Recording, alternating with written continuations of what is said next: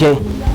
Imvugo cyangwa se impararo n'utujambo runaka tugenda tuvugwa n'abantu bagiye batandukanye bivanye n'igihe runaka canke ahantu runaka canke ikintu abo bantu bahuriyeko. Bivugwa yuko iyo hariko haravugwa utwo tujambo duharawe cyangwa se twenge canke iyo mvugo, iyo hari abantu batari mu mugwi badashobora kumenya mbega abo bantu bariko bavuga iki ata kintu na kiwe muhuriyeko. Bivuze ngo jewe na wewe turashobora kuyaga ikintu runaka ku buryo umuntu aje atugana adashobora kumenya mbega aba bantu bariko bavuga iki mu gihe tuzi iyo mvugo canke impararo. Agakotebu. Agakotebu niyo mvugo impararo cyangwa swenge iharawe muri kino gihe mu Bujumbura mu gihugu cy'u Burundi. Mbega agakotebu ni kuvuga iki? Hoho iyo mvugo yatanguye ryari, hehe byari bitewe n'iki? Turi i Bujumbura itariki ya 19 ukwezi n'intwarane umwaka wa 2024 niho iryo jambo swenge ryatangura. Ntega amatwi je nitwa Manoti Promoter na higi ni ba Manoti TV. Ico gihe hari igihe cy'isaha 5 neza ku isoko ya Kotebu i Bujumbura, ariyo nayo soko bakunze kuvuga ko ariyo soko nkuru iri mu gihugu cy'u Burundi. Mpagaze hakirurutse mu gihugu cy'u Burundi Bujumbura neza kuri Kotebu ku isoko nkuru y'igihugu cy'u Burundi. Ndiko ndaraba igihugu cy'u Burundi gene giteye neza, isoko ya Kotebu abantu bariko basomane ku manwa y'ihangu, abantu bose barasuba bakigenda nkuko bisanzwe bimenyerewe. Hari umugore cyangwa se umumama akiri muto yari karasuma ivyamwa bita imicungwe yunamye yambaye uduhuzu tugufiya tumwe bita ngo n'udukurura abagabo, nkuko batwise ngo n'udukurura abagabo. Hari umusore runaka akiri muto w'inkorikori ari muri babandi bikorera imizigo, yabonye uwo mugore canke uwo mugore akiri muto yari yambaye ako kajipo maze bimwanka munda. Muri ba basore bamwe bikorera imizigo bamwe kenshi mu Burundi bita ngo n'abakarani. Uyo musore yabonye uwo mumama akiri muto yunamye ariko agura imicungo yambaye ukajipo bimwanka munda, baze aramwegera yegera inyuma ziwe afata inkoresho yiwe ayikurayo ayimurabisha ko maze atangura kwikinisha.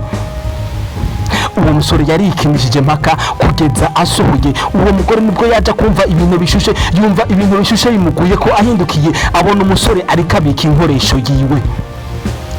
Agize gutya wa musore ngo ahita yiruka bugeregere, abaraho bose bashiduka muri ko yeze ngo numusuma heje kwiba uwo mama, baramwiruka ko kugeza bamufashe. Bamaze kumufata bamurengera ko n'amahiri bibaza ngo ariko bakubita umusuma, wa mama aza kuhaje kwa musore bamurembeje maze avuga ingene byagenze. Abantu bahitamo kure ko n'umusore bibaza yuko yo badakomeye umuto kuko atamuntu yoshobora kugira ivyo bintu ku manwa yihangu. Ibyo bimaze kuba abaraho bose biyumvira mbese uwo musore yoba yafashwe n'ibiki. Bamwe muri bo biyumvira yuko uwo musore yoba yaragwaye ingwara zo mu mutwe. Hari n'abandi bavuze ngo bano basore bikorera imizigo cyangwa se abakarani ni ba basore bakunda kunywa inzoga zigiye zitandukanye ku buryo badashobora kwikontorora ibyo bakora, kuko yashoboye gukora ibintu abantu bose gushika muri kana kanya badashobora kwiyumvira. Yakoze ku manwa y'ihangu igihe cy'isaha 5 abantu bariko baragenda neza mu isoko ya Bujumbura aho bita kuri Kotebu. Abaraho bamwe nabo bakavuga bati uwo musore ashobora kuba yari afise ubwenge, ariko hakaba hari ibintu runaka imwe mu runaka tutomenya zoba zaramutumye kuza gukora ivyo bintu kugira ngo ashobore kugira ku kindi kintu runaka bimwe bita ngo ni ibitambo.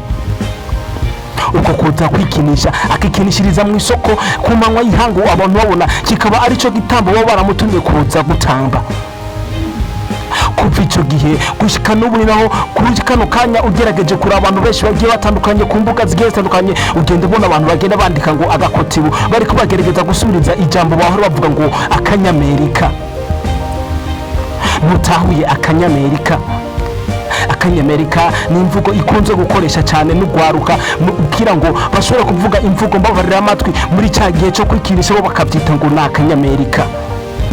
Hari n'abandi bavuze yuko abasore cyangwa se abagabo hari benshi usanga bafise ingufu nkeya zishobora gukontorora ubwenge bwabo ku buryo ashoboye kubona umugore cyangwa se umukobwa yambaye n'abadashobora kwikontorora ivyo bintu ashobora no gushika muhira agashika bikora. Ivyo ni bimwe mu vyagiye bishikirizwa n'abantu bagiye batandukanye bagiye bumva iyo nkuru y'ibintu byabaye twokwita agahomera bumwe, bikaba byabaye ku murango izuba riva. ubushakashatsi bwakozwe n'abahinga kabuhariwe bavuga yuko kwikinisha ni indwara ikunze gutera cyane cyane abantu b'igitsina gabo, ariko hakaba hari n'abandi b'igitsina gore bashobora kwikinisha, ariko kenshi ikunda gutera abantu b'igitsina gabo. Abenshi mu bagabo bakunda gufatwa n'iyo ndwara yo kwikinisha ngo bari abagabo cyangwa se abasore bashobora kuba batinya abakobwa, cyangwa se abasore bashobora kuba bafise amasoni menshi badashobora kubwira abakobwa cyangwa se abandi bantu ngo badasangiye igitsina kugira ngo babwire ibijyanye n'imyororokere. Ibyo bigatuma ashobora kuja muhira akikinisha, kandi ko iki umuntu ariko arikinisha ngo ashobora gufata umwanya munini, ashobora kwikinisha ku bantu bagiye batandukanye ku buryo ashobora kubona n'ifoto runaka y'umuntu akikinisha kugeza arangije. Si ibyo gusa, ashobora guhura n'umukobwa runaka cyangwa se umugore runaka mu nzira akabona ni mwiza, iyo sura akayigumiza mu mutwe, yagera muhira akikinisha akurikije ibyo yabonye muri ya sura kugeza arangije we muri yakishiramo yuko aryamanye na wa muntu. Ibyo bikaba bifasha bamwe mu basore cyangwa se abagabo cyangwa se mama n'abakobwa bamwe kugira ngo bashobore gusohora cyangwa kurangiza badashoboye kubonana nabo badasangiye ibitsina. Iyo ngo ni indwara kandi ishobora gufata ikagenda ikakononera ubwonko, ikakononera ibihimba bimwe bimwe bigiye bitandukanye, na cyane cyane ibihimba by'irondoka. Kandi iyo ndwara yimaze kugufata irakubata ku buryo udashobora kwihangana cyangwa se ngo ubivemo. Muganga yashoboye kutuyagira ibijyanye no kwikinisha, yaravuze ko ashobora no kugufasha mu gihe uba warikinisha cyangwa ufise ingaruka mbi zijyanye no kwikinisha, wabyanase yuko ushobora kuheba kwikinisha, ushobora kucumwandikira kuri iyo nomero ukabona ngaho hasi, hama muganga akagufasha kugira ngo utandukane n'iyo ngeso, cyangwa se ashobore kugufasha akuvure indwara zose zagiye zikurikirana no kwikinisha. Akenshi indwara zikunze gukurikirana no kwikinisha harimo indwara bita kurangiza vuba. Utahuye kurangiza vuba. Kurangiza vuba ni cya gihe uba uri kurakora imibonano mpuzabitsina maze ukarangiza hakiri kare mu masegonda make ya mbere cyangwa se mu munota umwe ukabura arangije. Niyo ndwara bita ngo ni ukurangiza vuba. Iyo ndwara iyo yigwaye ushobora kwandikira dogiteri muganga uri kurabona ngaho hasi, agashobora kugufasha kwivuza kugira ngo iyo ndwara ayirandurane n'imizi burundu. Iyindi ndwara ishobora kuza ikurikiye kwikinisha cyangwa se iterwa no kwikinisha, hariho indwara yo kwibagira n'ingoga, ku buryo jewe nshobora kuguhereza ikintu runaka nkubwira ati shira kwa naka, ugasohoka wagira imbere y'umuryango ukibagira umuntu ndakubariye ugishire uwo ari we. Ikindi kintu kibi cyane gishobora guterwa no kwikinisha hariho kudakura kw'igitsina gabo no kuba intangangabo zawe zishobora kuba amazi zikabura inguvu. Kwikinisha kandi bishobora gutera ubugumba bwa burundu, ariko ushobora kwandikira uwo muganga ashobora kugufasha ibyo byose, izo ndwara akazivura.